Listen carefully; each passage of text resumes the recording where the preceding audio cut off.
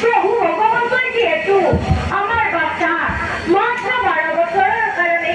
আমার মাদক পচিয়া এসে সেই কারণে আমার ভাবিছো ব্রাহ্মণ ও